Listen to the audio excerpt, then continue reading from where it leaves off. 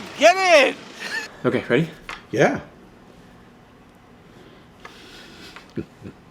Find the best car price. Really? .com/insider. Link down below. Continued sponsor.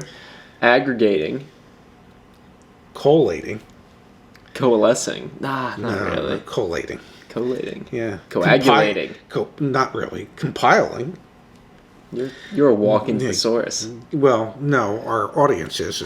These are some of the words that they've commented and suggested. Yeah. Gathering. Link down below in the description. All the manufacturer incentives. All the manufacturer incentives in one place. We appreciate their continued support. Thank you, Jeff. Thank you, findthebestcarprice.com. Dad, what are we doing today? Lease review? We're doing a deal analysis. Deal analysis. Deal analysis. Yeah. So if you're familiar with your auto advocate by now, we do these kind of once a week deal analysis videos. That's a lie. We don't do them once a week, but we do them occasionally. We do it about one a week. Well, we're going to make it a point to do at least one a week. So here's what we're going to do. We're actually going to start live streaming. If people join us, we're going to do the first one this Saturday. Okay. If people start to join us for these, we're going to do these sessions. I'm not going to say how long, maybe an hour, maybe a little longer than an hour. We'll see what my dad's up for. We'll be doing deal analyses on the live stream. So continue to send them in and know that we're going to get to them on the live streams, okay? Sessions. I want you to know I studied under Freud, so this could get really ugly. Okay, so without further ado, let's jump into today's video. Okay. Dad, let me start recording my screen so that we can use this. Okay, that would be a good idea. I agree. Yeah. Okay, so you can see the screen. I can see the screen. We had someone named Danilo send this in. Gallinari? Potentially. Yes. In the draft this other night. Yeah. So Danilo wants to get a 2020 Honda Accord Hybrid. Yes. All right. Mm-hmm. We got the VIN, so we'll run that in the market price report. And Danilo wants to lease this vehicle. So we've done deal analyses for buying, but I think this is our first one for a lease. So why don't you walk us through what do you need to know when you're negotiating a lease deal? Well, you want to do the same thing on a lease deal that you do on a cash or a finance deal, and that is the first thing you want to do is negotiate your discount off of MSRP. So you can establish what the selling price will be of the vehicle. Is that market value selling price over here? I'm assuming that's the MSRP. Yes. Let's actually, since I ran it in the market price report just a second ago, let's just check. Yeah, the original MSRP is $26,825. So the market value selling price. Yes. Also known as the MSRP. is $26,825. Yeah. Okay. So you're saying the first thing is. So you want to negotiate your car deal. You want to establish what the selling price of the vehicle is going to be to the lease company. Yep. Okay. So you have to first negotiate the discount on the vehicle. Yep. In this case, it appears that Danilo has negotiated about a 10% discount. Yep. On the vehicle. So he's getting almost $2,660 off, giving him an adjusted selling price of $24,166 approximately. Yep. Now, there's three things on there that I see instantly that I don't know that Danilo is a player for these things, but perhaps he is. The InvisiShield for $249, which is a way to make $249 disappear. The Pro Pack, we have no idea what constitutes the Pro Pack for $399. That's a protection package. And then Window Etch for another $259. So that's $900 worth of fluff. That one would assume could be negotiated out of the price of the vehicle. And regardless if this is lease or finance or cash, you want to negotiate those off because they're taxable, so they're negotiable. Yes. And again, this is all encompassed in negotiating your out the door price, essentially, right? Yes. Okay. And then I'm assuming because it's a hybrid that there's probably some governmental incentives for a hybrid, but I don't see anything indicating that there's any special rebates because of that. Yep. Now, they're looking for $2,900 cash down from Danilo. And now we're getting into lease specific things? Yes. Okay. So, and the reason you put cash down on a lease is only to lower your payment. Yeah, because isn't it not advisable to put cash down on a lease? I don't put cash down on a lease because if let's say you drive off the lot and 10 minutes later the car gets totaled. Well, the cash down you put down, that's money that's completely lost. Yeah. So I would always recommend never putting cash down. So if this is a 36-month lease, and it is, by not putting, it's about $30 for every 1,000. So the payment would go up to, say, $350-ish. Yeah. If he didn't put any money down and he kept the money in his pocket. And this is 36-month, 10,000 miles a lease. year. Yep. And the residual value is $15,559. Now, a big piece of the puzzle that we don't have here, what's the money factor? And can you explain for our audience, so money factor is lease specific. Can you explain what the money factor is in a lease deal? Okay. The money factor on a lease deal is the lease company is not purchasing the vehicle on your behalf and leasing it to you without having some way to make a profit. And that profit is made by utilizing a money factor, which is an interest charge for the money that you're using for the bank to buy the car for you. Money factors can range anywhere from next to nothing, like 0.0001 on vehicles that they're desperate to move. Yep. Or they could be much higher than that, 0.003 or something like that. And the way to convert what a money factor is into an approximate interest rate is to take whatever the money factor is and times that by 2,400. So if the money factor were 0.003, you're a bold man trying to do this. You probably know them. Like still. I don't, but 3 times 24, 48 would be about 7.2%. Yeah. 3 times 24, 20. Yeah. That's pretty good. Yeah, about 7.2%. He's still got it. Well, a little bit. So you need to know what the money factor is, because the money factor is just like on the interest rate on a loan. There's a buy rate. The buy rate could be maybe 0.00125, and if they're selling it or utilizing 0.00325, well, they're making 2 points. Yep.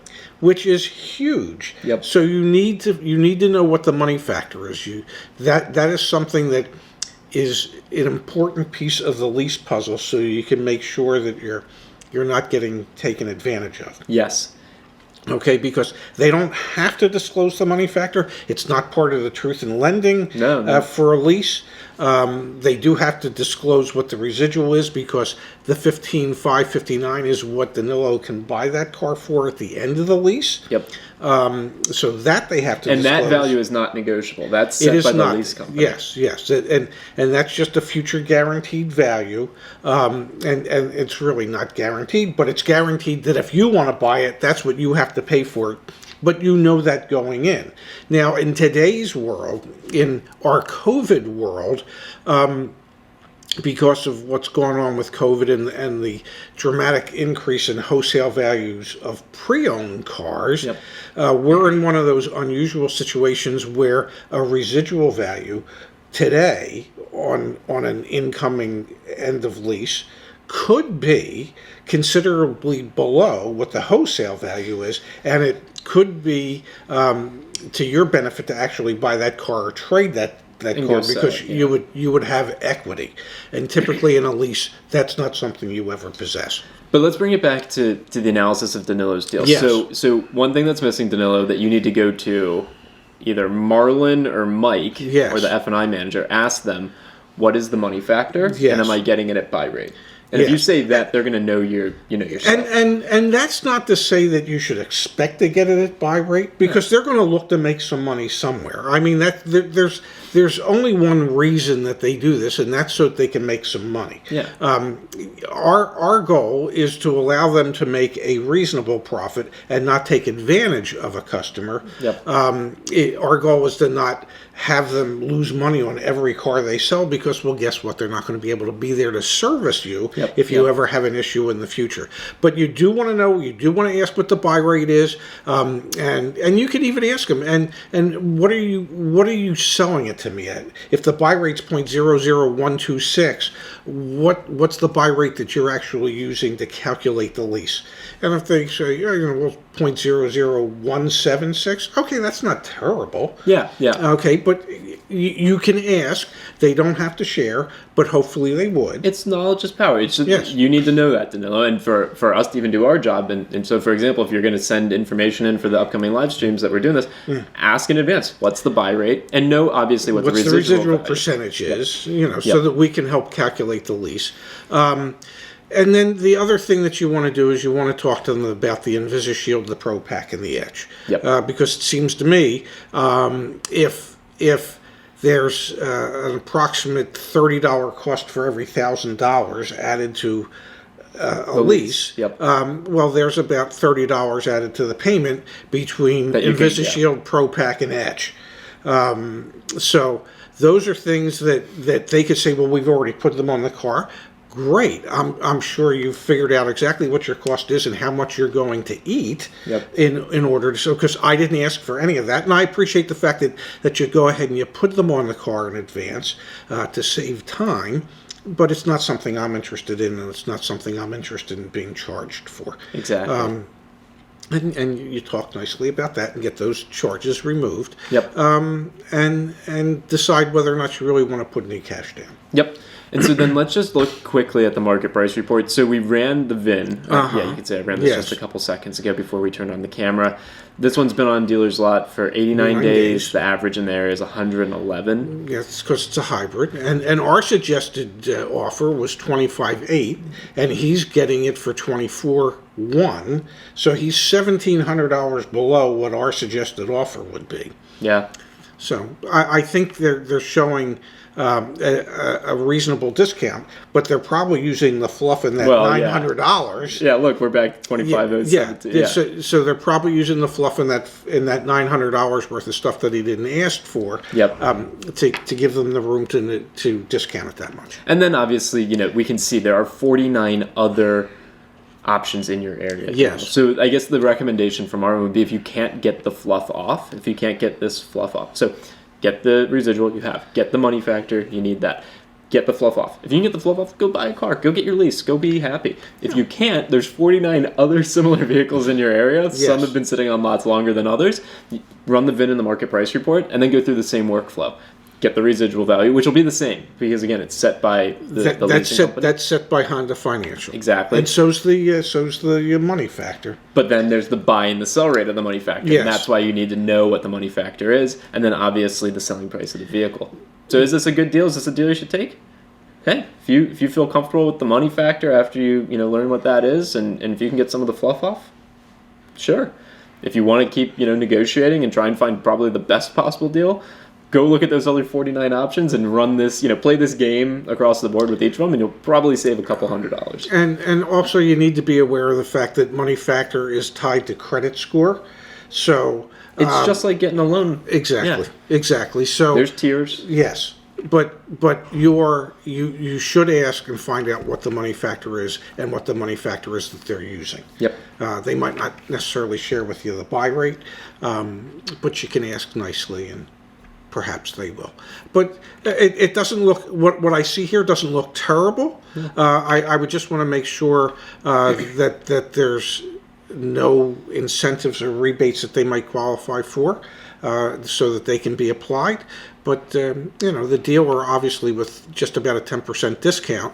But we need to work on InvisiShield.